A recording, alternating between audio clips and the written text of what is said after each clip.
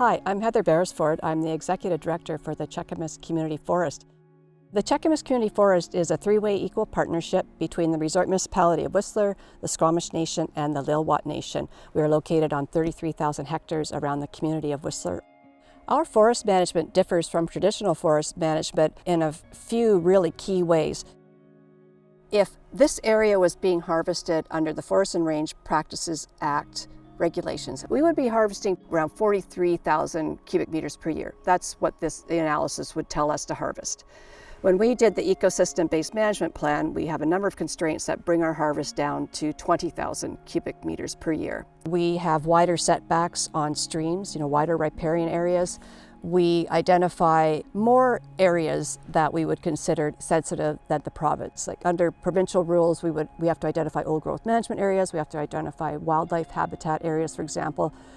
But what we did, we went beyond that, and after we identified those provincially legislated areas, we spent 2 years talking to the communities about what are these other areas of importance for ecological reasons and for tourism and recreation and First Nations cultural reasons. So in total, we've set aside almost 50% of our land base from harvesting. With a large licensee, they don't go through those extra steps because it is expensive, it's time consuming, and it reduces how much wood you can cut. We are looking at delivering on community values before how much wood we're harvesting. We are not profit driven. Community forestry creates about half a person year of work per 1,000 cubic meters that is harvested. That's about 76% more than the industry average.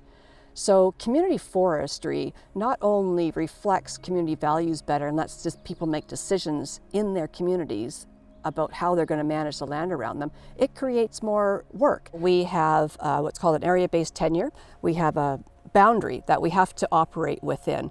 Typically in forestry in BC, with the large tenure holders, they can harvest in a very large area. They move around. They don't have any real connection to the area that they're harvesting in, unlike a community forest where we work there, we live there, we have to respond to community input. So setting aside half of the forest land base from timber harvesting, yes, it cuts into our bottom line, but at the same time, if we can manage the forest in a way over the long term where it stays healthy and the trees are growing well, we can have a lower but consistent harvesting level that keeps the wheels turning and also makes sure that the forest stays healthy.